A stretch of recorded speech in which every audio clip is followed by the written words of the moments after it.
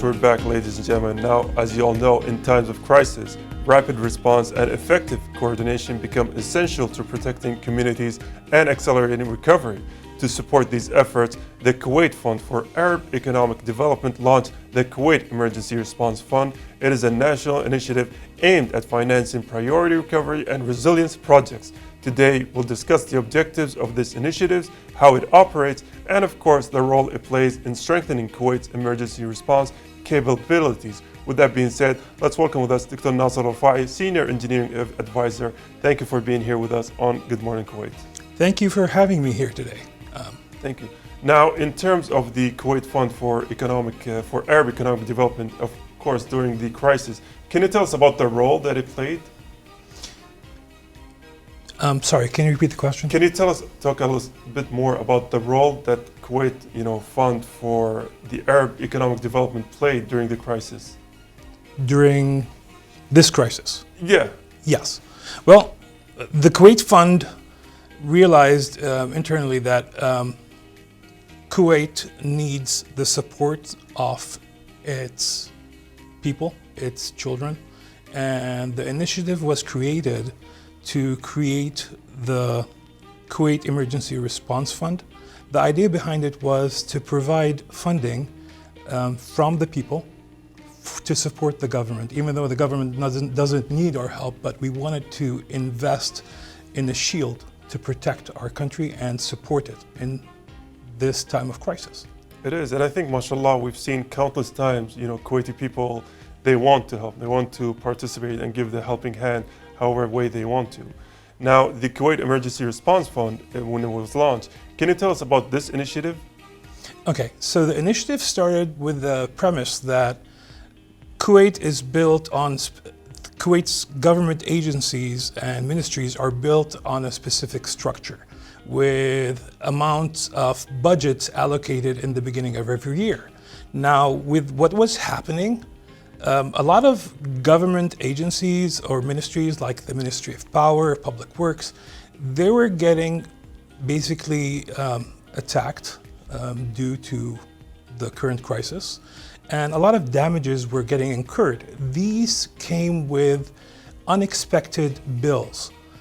So we decided to create this fund, and it was approved by the Council of Ministers. The idea was to have money set aside from the different government agencies, private entities, all of them to support the repairs that are needed, that might have needed extra time for new budget to be allocated for it, but now this fund is ready for them. Any kind of damages, any kind of support, it's there. I mean, it's great to hear that there are all sorts of, I would say, communities and sectors and parts all coming together, to participate in all of this. Now, of course, we, the citizens, we only hear, it's $100 million fund. But can you tell us about, the amount that this represents in practice and like what kind of projects can it finance?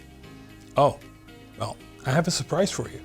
It's not only 100 million. 100 million was the initial amount that was contributed by the Kuwait Fund. And this was on July 5th. Now, we are now August 2nd, less than a month. We roughly have 200 million right now in that fund. The different banks, companies, they all came through, and they're still coming through.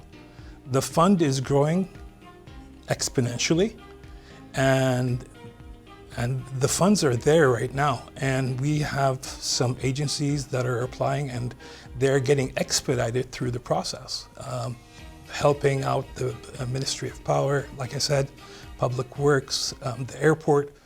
Many are applying, requesting the fund support, and the fund is stepping in. And now, of course, when talking about this fund, mashallah, its roots goes back to so many years. It's good benefits not only now. We've also seen it during the Iraq invasion, during the crisis. So of course, it being August the 2nd, can you talk us a little bit more about the role it played during that initial crisis? Yes, we're talking about the Kuwait Fund right now.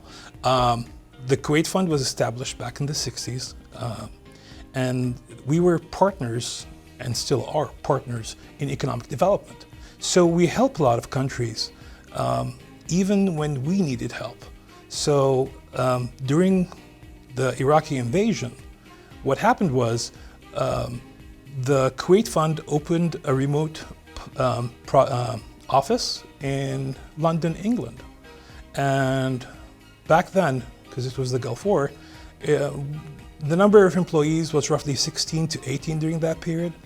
But the Kuwait Fund continued its operations because a lot of countries had ongoing projects which we were financing. And we were still there during that time. We financed those projects and we didn't stop. We actually financed 7 new projects during that time.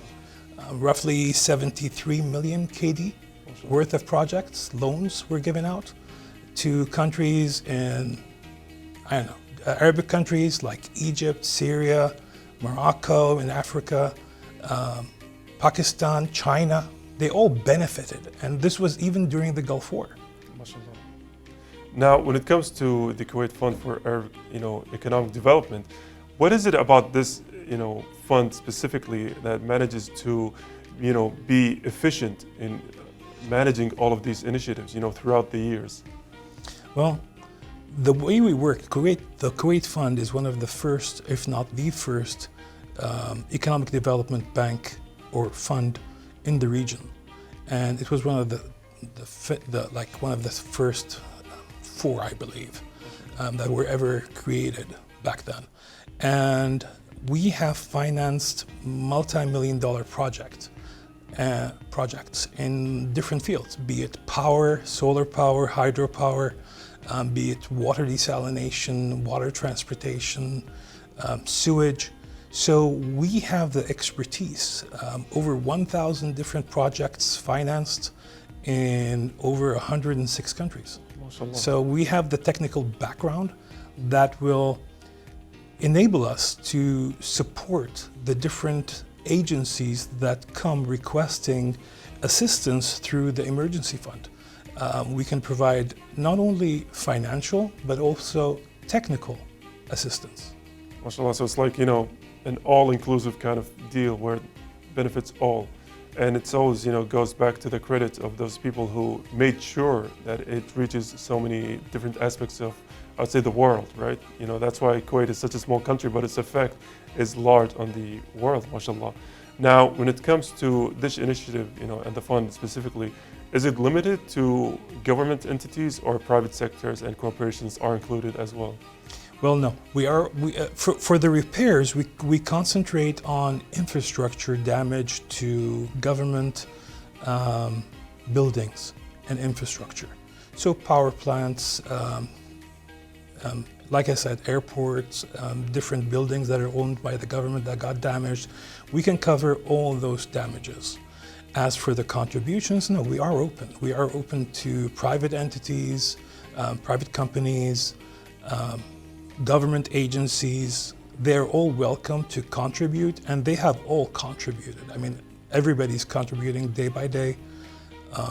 We've had banks like NBK, Al Ahli Bank, Bobian Bank, to name a few, Zain, Badr al-Khrafi, Temdeen, Salhiya, the list goes on and on. Of course, anybody can go into the Kuwait Fund's page, kuwait-fund.org, and you can actually scroll down. There's a link that will take you to the Emergency Response Fund, and you can actually see the list is ongoing. Even universities, AUM, they also contributed. So I'm always gonna not cover all the companies. It is, yeah. But because mashallah, the list is growing and growing. Like I said, we started with. It is because mashallah, when it's for a good cause, everyone wants to chime in. Everyone wants to give a helping hand. Especially because the cause reaches so much larger widespan. Now, when it comes to these projects that are approved and funded, what is the process for the applications? Like, how does the fund itself pick these projects and the application process and the steps that people have to go in order to make sure that they put them in front of you? Okay, we created like a guide for any entity that would like to request a loan. It basically states that all they need to do is create an application where they describe the damage, the cause of the damage that they're applying to repair. What does the repairs include? So we know what's included in it. Costs, time. These will be studied by the Kuwait Fund to just confirm that everything is clear and there's no additional information is needed. This application comes with two requests. The first one goes to the Council of Ministers, because they are the ones that will assess which projects have priority and which don't, and which we should finance and which we should disregard as they can finance on their own. As long as it's damages, they will look at it, they will set the priority, and then it'll get transferred to us. We will study it, and we will approve the funding for it. And once that's done, the government agency that applied will go on the regular path in which they need to get a contractor and get the work done. Because each agency has its own requirements, and we don't bypass them. We just provide the financing for them and the technical feedback if they need it. Yes. And it's so assuring and comforting to know that the process is thorough, right? You know, from the application stages to the picking and choosing stage, everything's being studied, everything's being looked into, everything's being taken care of. So that's always, comforting to know. And speaking about comfort, the idea of transparency for citizens is really important. So is there a way for citizens to know how these funds will be managed and how the progress is on each of them? Yes. As I mentioned earlier, on the Kuwait Fund's website, there's a link to the response fund. Anybody that goes into that link will see a dedicated page just for the fund.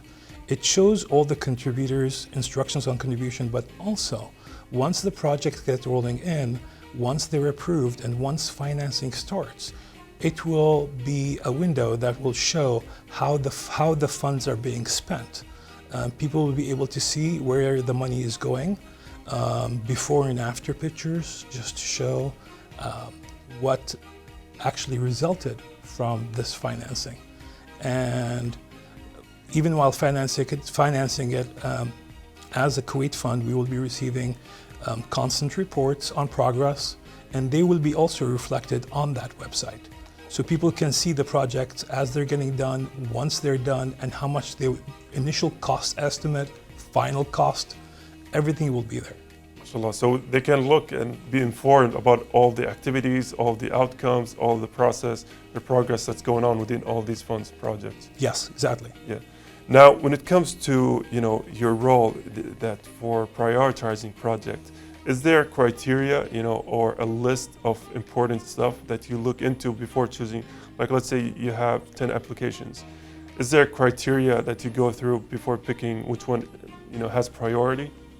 For us, we don't get into the priority, as mentioned earlier. The Council of Ministers, they're the ones who give the projects the priority. And actually, one step before them, the ministry that's applying usually hands in a list. They would say, we have these 10 projects that we need financing for, and they are listed in the priority that we as a ministry we see.